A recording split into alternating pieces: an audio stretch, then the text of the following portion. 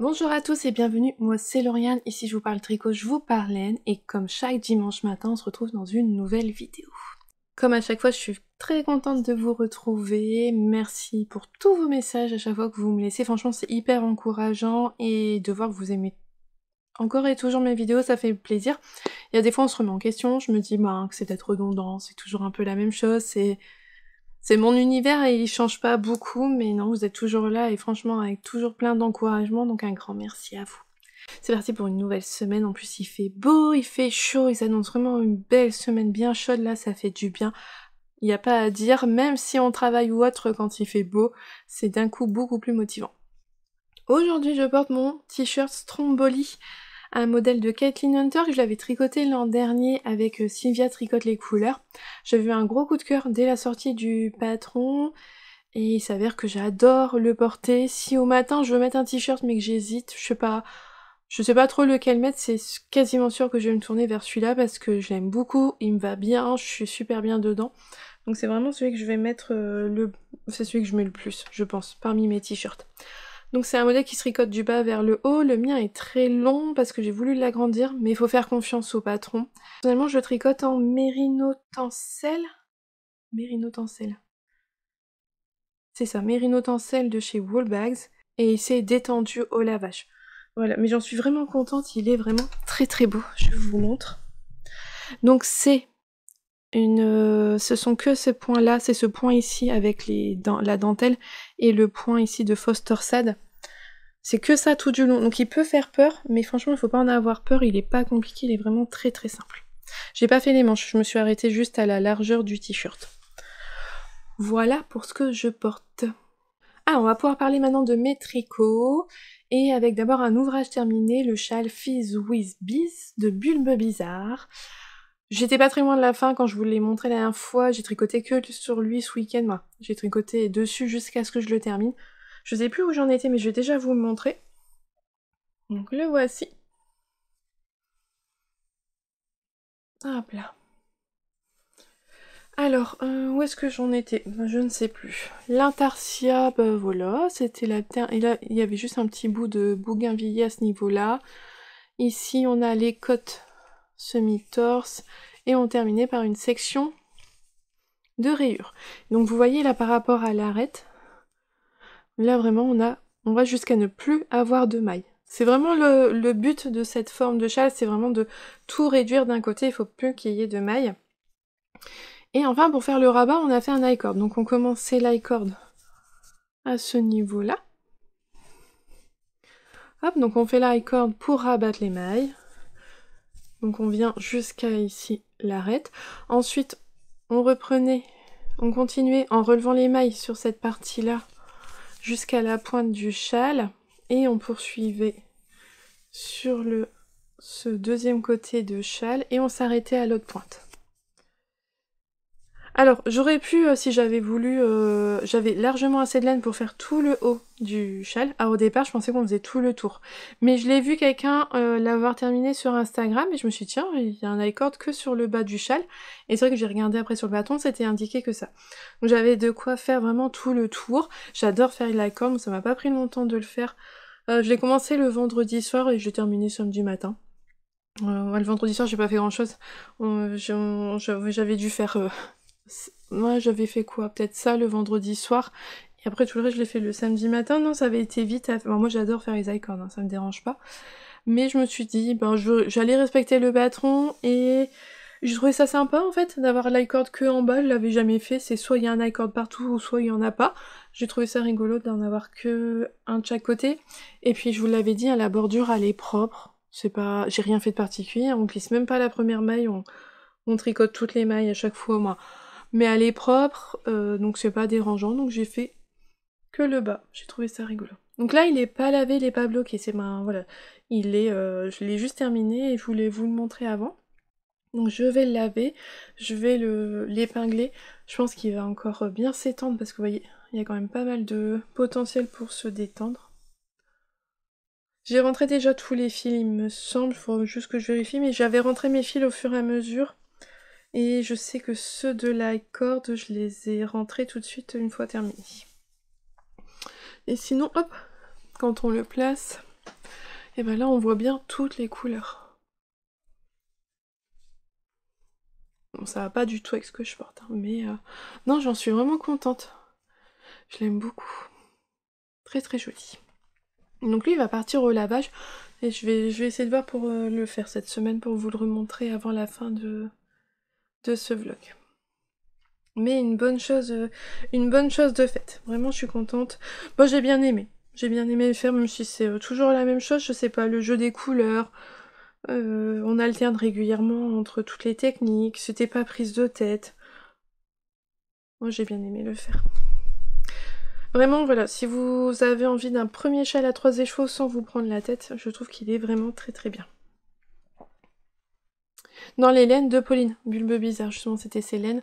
Bougainvilliers, Folle Blush et Devinette. Alors on m'a dit que c'était pas évident, il y a des personnes qui essayent d'acheter ces laines, et effectivement c'est pas évident d'acheter les laines de Pauline, elle fait des mises à jour parfois.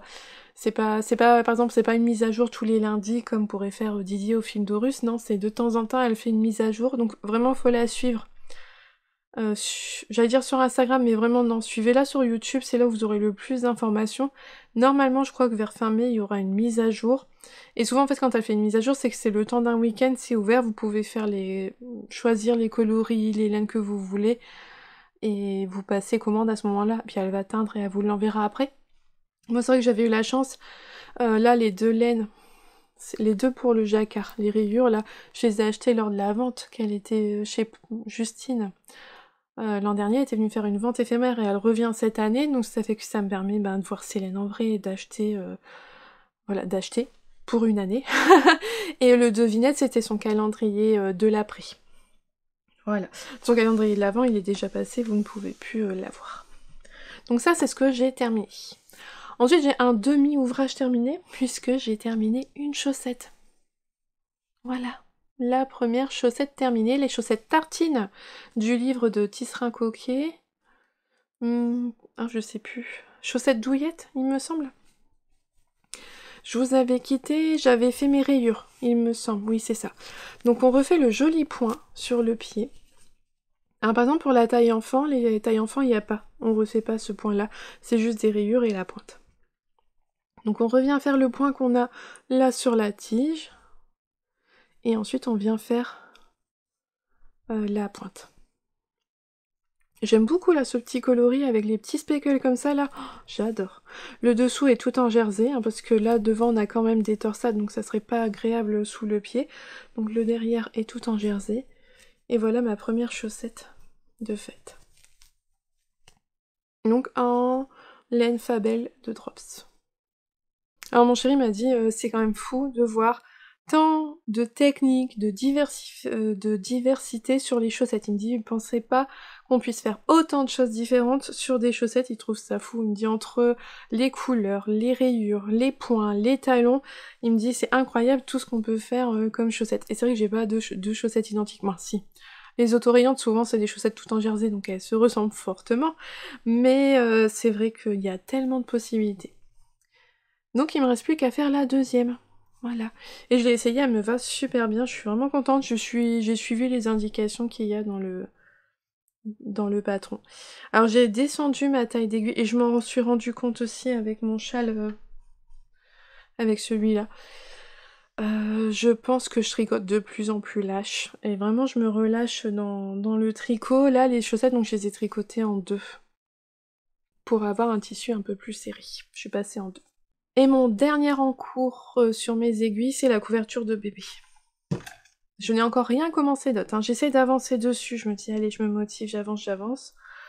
Donc c'est un modèle de Katia, hop, je vous la montre. Alors quand je vous l'ai montré la dernière fois, j'en étais là. Donc j'ai fait tout ça. Ça a pas l'air énorme, mais bon. J'ai fait la moitié. Je suis contente, j'ai calculé parce que là, 1, 2... Là, c'est comme si j'avais fait une rayure, 2 rayures, 3 rayures. Donc là, j'entame la 4e. Donc, je sais plus combien. Je dois faire 1, 2, 3, 4... Au total, j'ai 6. J'ai 18 rayures. Donc là, ça m'en fait déjà 9 de fait. en termes de rang, c'est comme si c'était 9 rayures, donc j'en suis à la moitié. J'essaie de me... En voyant les choses comme ça, je me suis dit, bah j'ai déjà fait la moitié, c'est quand même pas mal. Ça avance, mais c'est pas passionnant, ça reste que des mailles endroit, que du point mousse, que du blanc là, mais bon. Elle sera jolie, je serai contente. Bébé, alors on était sur un... Il y avait vraiment un gros risque d'accouchement précoce, d'un bébé prématuré, tout ça, et finalement, tout doucement, bébé finalement n'est pas encore là, a priori. Et donc, ça peut... Voilà, c'est pas plus mal. Ça veut dire que plus il reste dans le ventre de maman, mieux il est. Et donc c'est une bonne nouvelle. Et ça me laisse un peu de temps pour tricoter. Mais voilà. Avec les laines de Katia, la Merino Baby, bon rien à dire. J'ai déjà tricoté une pelote de blanche, je suis sur ma deuxième, j'en ai prévu 5. Je sais que 4, sur la première j'ai dû entamer la 5e, mais pas pour énorme en fait. J'aurais dû en racheter que 4, et je pense que la 5e aurait pu être en commun sur les deux.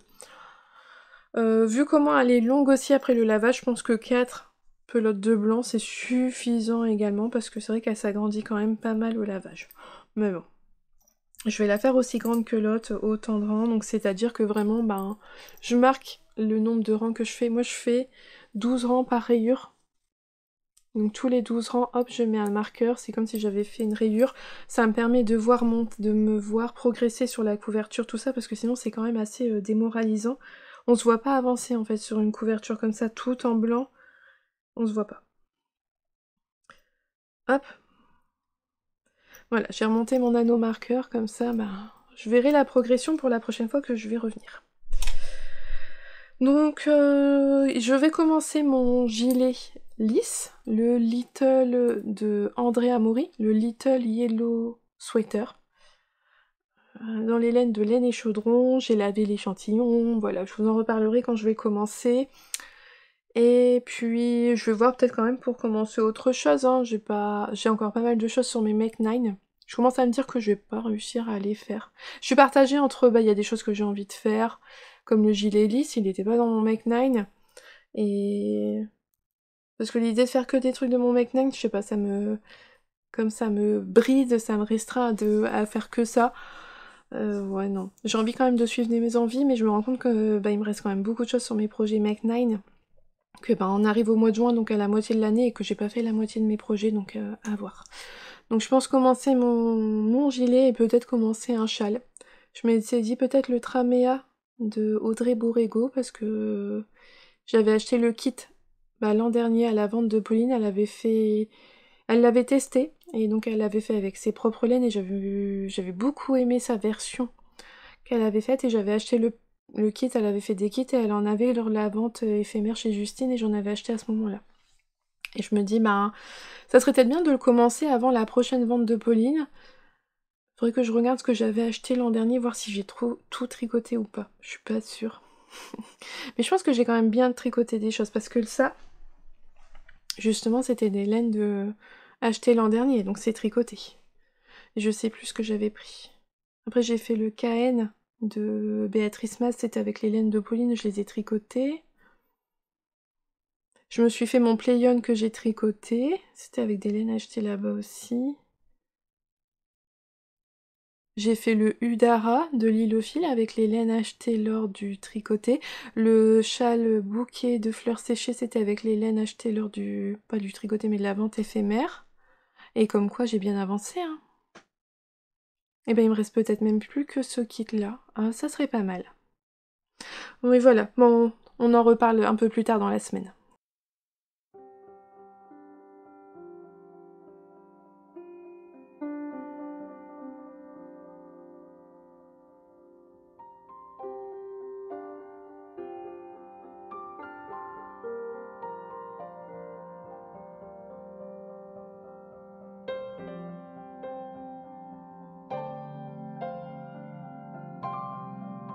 On se retrouve. Il fait toujours aussi beau. C'est vraiment agréable.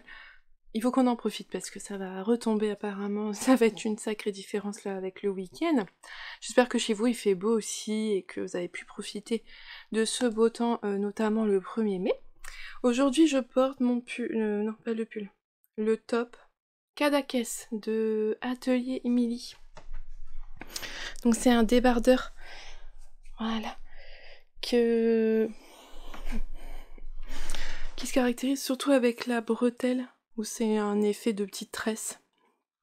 Donc voilà, le Kadakes Light, je crois, il y en a deux, il y a un en décœur et un en fingering, si je dis pas de bêtises. Moi j'ai fait la version Light, et je l'ai fait en Vaya de chez Languerne, un fil, vous voyez aujourd'hui il fait 25 degrés, il fait chaud. Hein. Nous, dans les Hauts-de-France, on n'est pas habitués. Hein.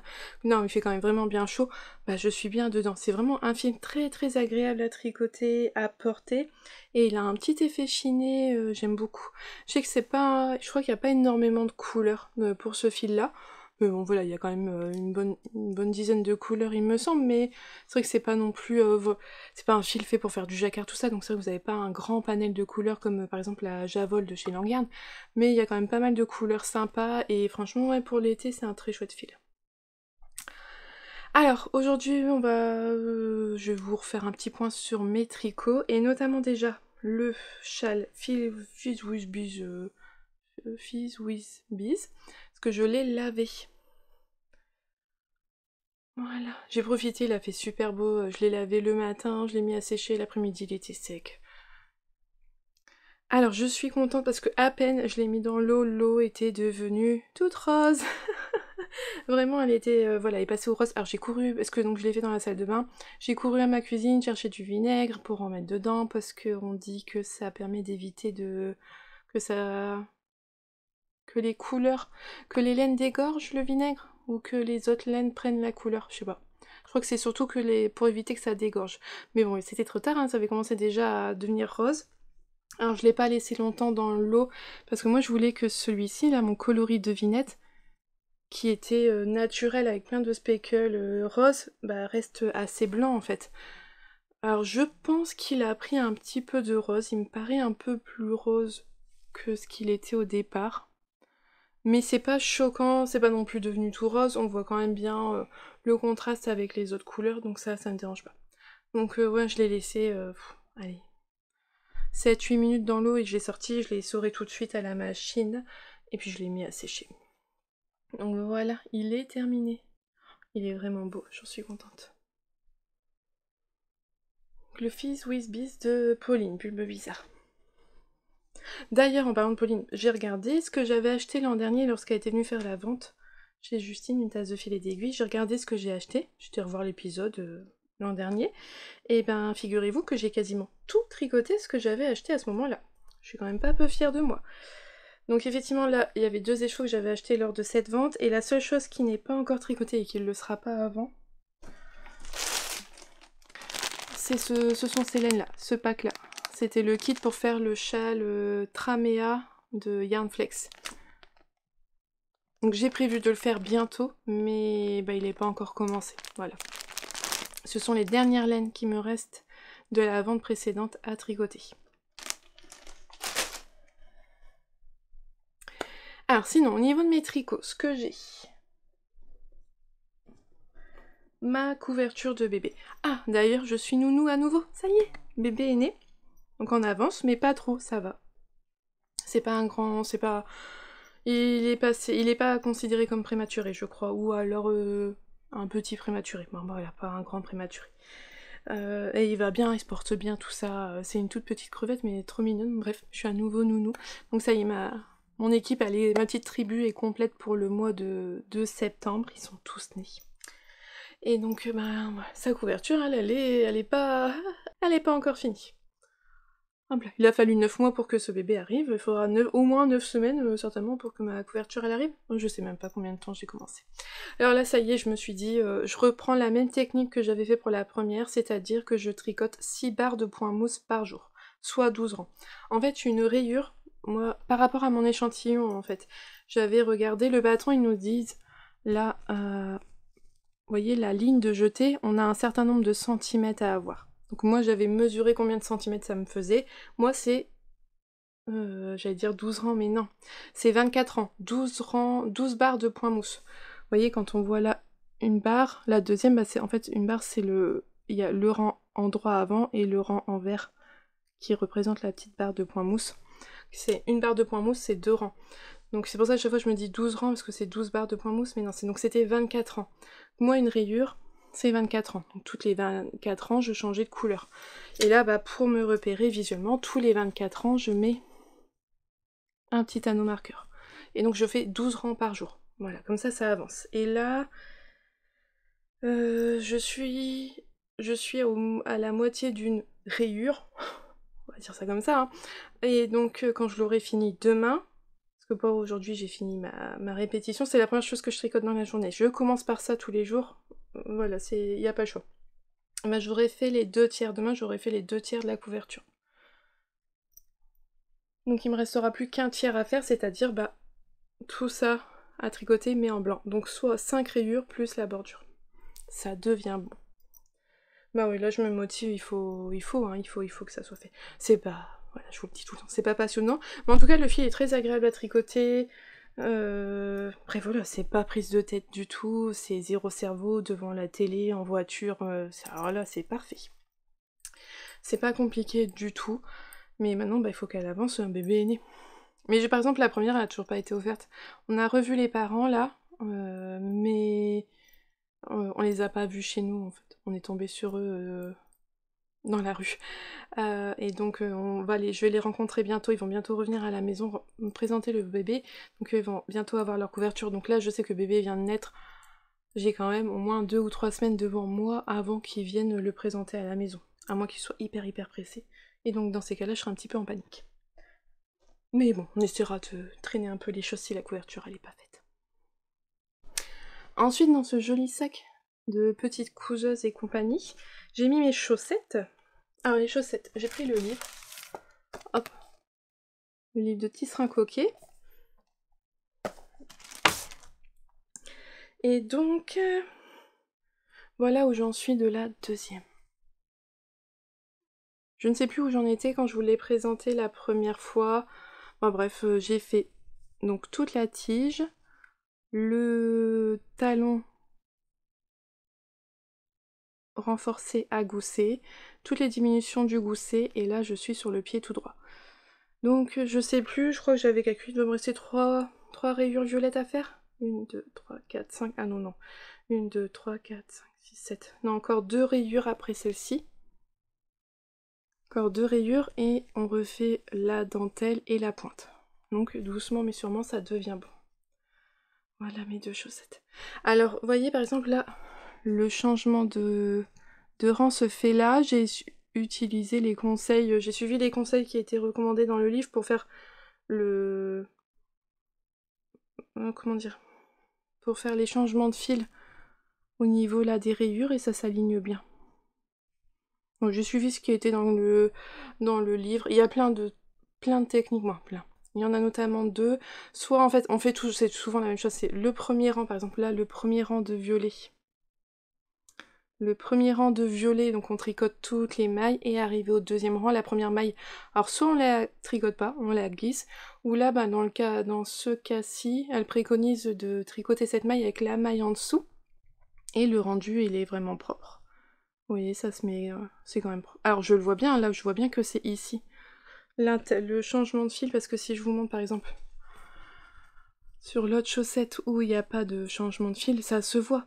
On voit bien, mais c'est quand même propre et c'est pas choquant, c'est quand même joli. Et puis bon, forcément qu'il y a des détails qui se voient, hein, c'est fait à la main, ça peut pas être nickel, parfait, et moi ça me dérange pas du tout.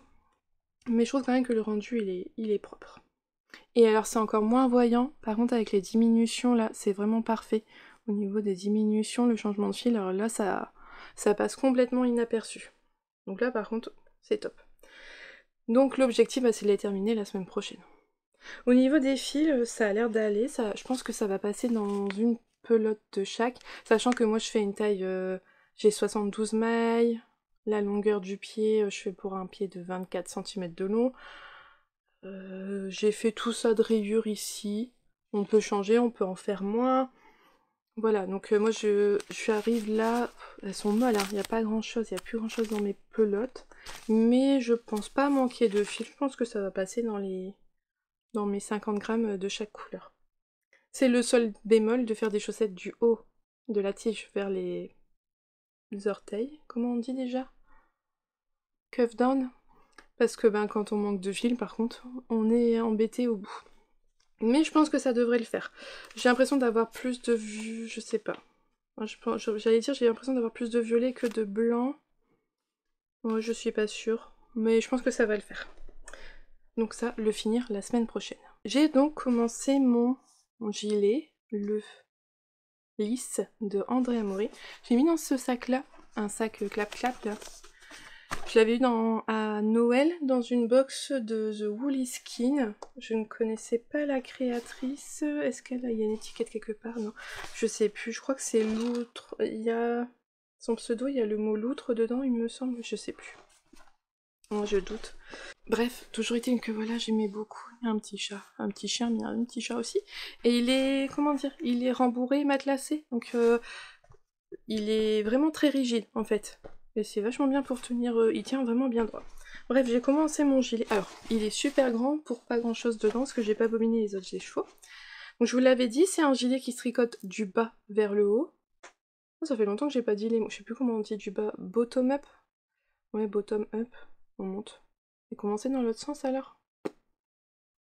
Top down, ouais, c'est ça. Bon bref. Du bas vers le haut et on commence donc par les manches. Voici ma première manche. Ah oui, je vous avais parlé de mon échantillon. J'avais fait... Ah, il est demandé, l'échantillon est indiqué dans le patron avec des aiguilles 3,25. Il faut 26 ou 28 mailles de mémoire pour 10 cm. En 3,25, j'allais pas les avoir du tout. Moi, c'est 3,25, ça fait 24 mailles en fingering, avec une fingering un peu dodue. Je savais que j'allais pas les avoir. Donc là, je suis descendue en 3, je fais mon échantillon en 3, et même en 3, je l'ai pas. Il est un peu plus grand. Donc soit je descendais d'une taille d'aiguille, soit une taille d'aiguille, soit je descendais une taille de vêtements au niveau du... Une taille de vêtements. Une taille, je tricotais la taille inférieure. J'ai choisi de tricoter avec une taille d'aiguille en moins. Donc c'est-à-dire que j'ai fait mes cotes en 2,25 et je fais tout le reste en 2,75. Je pense que c'est la première fois que je me fais un vêtement en 2,75. Alors on commence par ici, on doit faire un montage tubulaire, chose que j'avais faite, que j'ai commencé, j'ai même commencé à faire 2-3 cm de cote, mais j'aimais pas le rendu, mon rabat, mon montage était trop lâche, ça faisait un petit effet chou-fleur, c'était pas... j'aimais pas. Et comme il y a un tweed, il y a du tweed dans le fil, donc ça donne du relief, et ça fait qu'on perd un peu en netteté, en précision, je trouve que ça faisait... Plus le tweed sur le montage, franchement j'aimais pas le rendu. Donc j'ai tout défait, j'ai fait un German twist custom, twisted German quoi, oh je sais plus. Le montage à l'allemande élastique, un German twisted custom, quelque chose comme ça. Et puis voilà, ça me convient très bien. C'est pas aussi beau qu'un montage tubulaire, mais ma foi ça ira. J'ai fait les cotes comme recommandé et maintenant je suis dans le jersey. Donc voilà, du jersey en 2,75. Et là je me suis rendu compte que les manches elles font 35 cm c'est ce qui est préconisé dans le patron. 35 cm c'est beaucoup plus court, c'est quasiment 10 cm de moins que ce que je fais d'habitude. Habituellement elles font au moins 42 cm mes manches. Alors j'ai hésité, moi je m'en suis rendu compte, j'étais bien avancée déjà dans ma petite bout de manche. Je voulais pas défaire parce que je me dis en fait donc là c'est assez serré, mais vous voyez c'est très vite large, et c'est beaucoup plus large que mon poignet. Parce qu'au début je me suis dit bah, je vais faire toutes les augmentations comme préconisé, puis après je vais continuer tout droit jusqu'à la longueur que je désire. Mais je trouve que si je fais ça, en fait la manche elle est assez large ici, puisqu'en fait normalement bah, elle est censée, hop, elle devrait arriver à peu près là, je pense. Voilà, 35 cm, ça devrait faire ça. Et là, vous voyez, elle est ajustée, elle est bien... ça fait joli, j'aime bien. Donc je vais faire les 35 cm. J'aurai c'est un gilet cropped, hein, je vais pas le faire plus long, je me risque pas. Du bas vers le haut, gérer la quantité de laine, c'est comme pour les chaussettes. Hein. Si ici je manque de laine, bah j'ai plus de laine. Donc c'est embêtant. Donc je vais faire ce qui est recommandé dans le patron, je pense que ça va bien avec le style du gilet, c'est un gilet vraiment que je compte mettre là dans les beaux jours et tout, et c'est vrai que je sais que j'ai tendance à remonter mes manches, surtout que par exemple en été j'aime bien porter des bracelets et j'aime pas avoir des gilets par-dessus. Je sais que je peux me refaire un autre gilet dans un rose clair comme ça avec des manches longues, j'ai de quoi en faire un autre modèle. Donc je me suis dit bah celui-là je vais le faire cropped avec des manches 3/4 comme préconisé au patron. Parce que je veux pas avoir trop de... Pour le coup, je veux qu'il soit ajusté partout puisqu'il va être ajusté à ce niveau-là. Donc je voulais pas qu'il soit trop large au niveau des manches. Il y a des gens qui ont mieux anticipé ça que moi, c'est-à-dire qu'ils ont par exemple fait plus de centimètres entre leurs augmentations. Ouais, c'est ça. Et donc ça fait qu'elle est un peu plus ajustée, elle est mieux faite pour le mieux ajuster sur leurs bras. Bon bah moi c'est pas quelque chose que j'ai anticipé, donc je vais faire ce qui est indiqué dans le patron, c'est-à-dire 35 cm environ de manches. Voilà, donc c'est tout ce que j'ai fait, j'ai pas fait grand chose, hein. J'ai que ça. Donc avec les laines de... c'est avec les laines de laine et chaudron. Il faut vraiment que j'envoie un message à Anaïs pour savoir le coloris, parce que je le sais pas du tout et je l'ai pas retrouvé sur son site.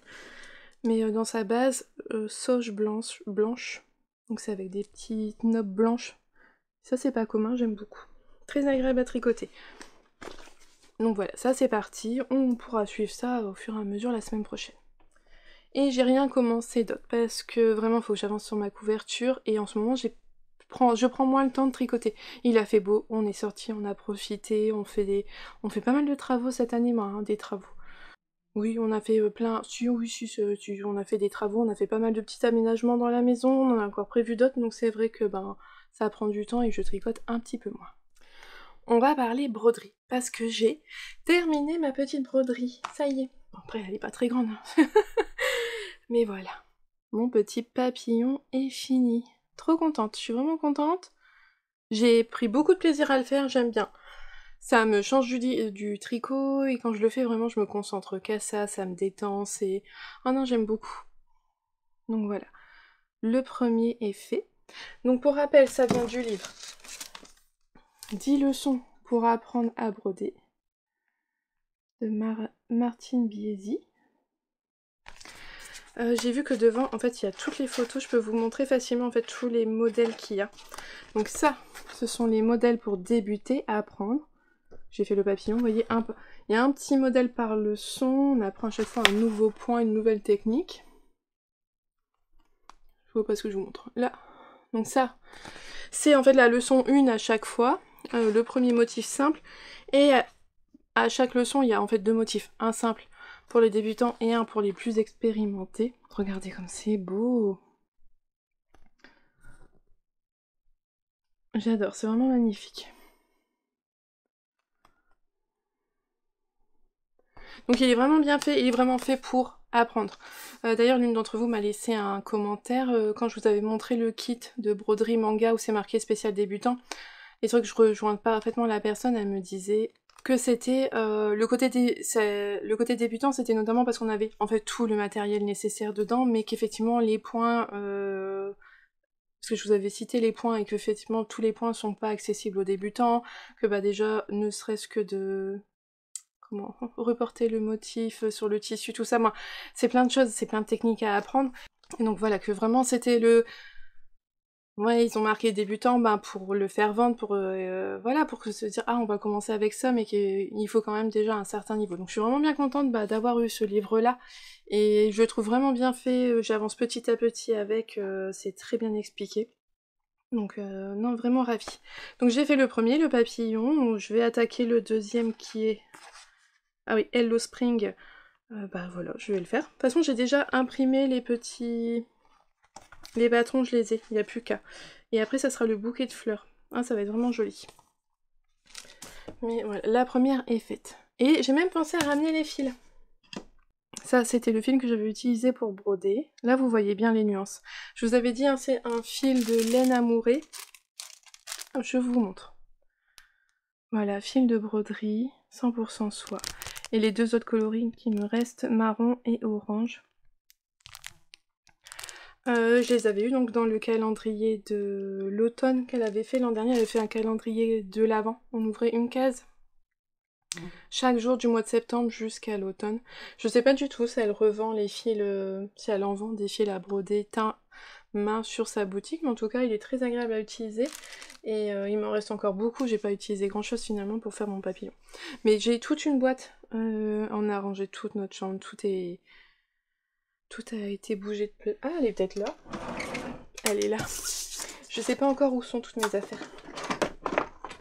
Moi j'avais commencé par le point de croix. Et d'ailleurs sur le canal Instagram, je vous l'ai montré il y a pas longtemps, j'avais fait un bourriquet au point de croix pour mon aîné, Axel, pour décorer sa chambre à l'époque. Je sais pas où il était, celui-là il est tombé, je vais le mettre là.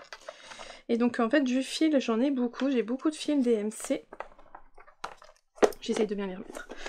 Et en fait j'en ai toute une boîte, vous voyez, comme ça. Que j'avais déjà mis sur les cartonnettes avec la référence avec les chiffres là pour chaque couleur DMC. Donc du fil, j'en ai, j'ai le choix, il n'y a pas de souci.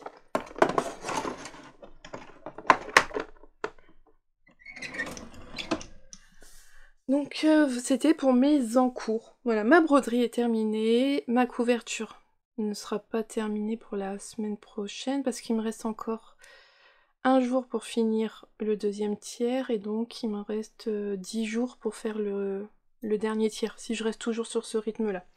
À moins que j'essaie de me dire, je me motive, je tricote ça, genre par exemple ce week-end, peut-être me dire, je tricote beaucoup ça histoire d'avancer, qu'elle soit finie. Je sais pas. Et donc sinon j'ai ça et j'ai mon gilet. J'ai pas grand-chose en fait. Et mes chaussettes. Je voudrais finir mes chaussettes la semaine prochaine.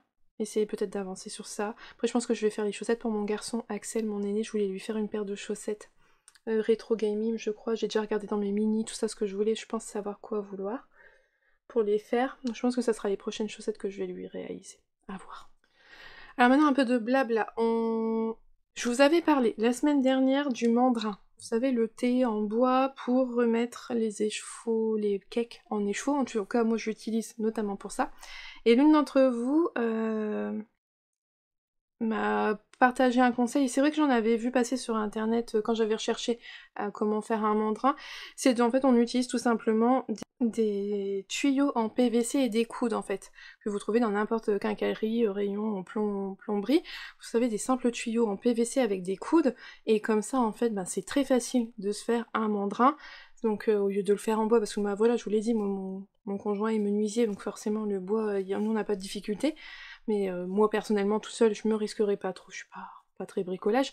Donc j'avoue que oui, des tubes PVC avec des coudes, et ça vous permet de faire le thé dans ce sens-là, et puis en bas comme ça, et donc de vous faire un mandrin, alors certes pas esthétique, mais qui coûte pas très cher, qui se démonte, parce que moi par contre le mien je le démonte pas, il prend de la place, hein, il prend un certain volume, il se range pas facilement puisqu'il y a un bout comme ça et un bout comme ça.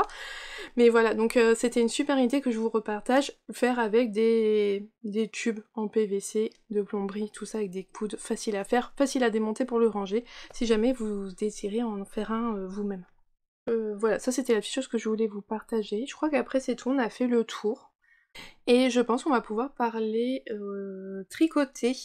Alors je suis contente, le forum sur Ravelry fonctionne. Vous êtes plusieurs à avoir laissé des annonces de tricoter qui ont lieu.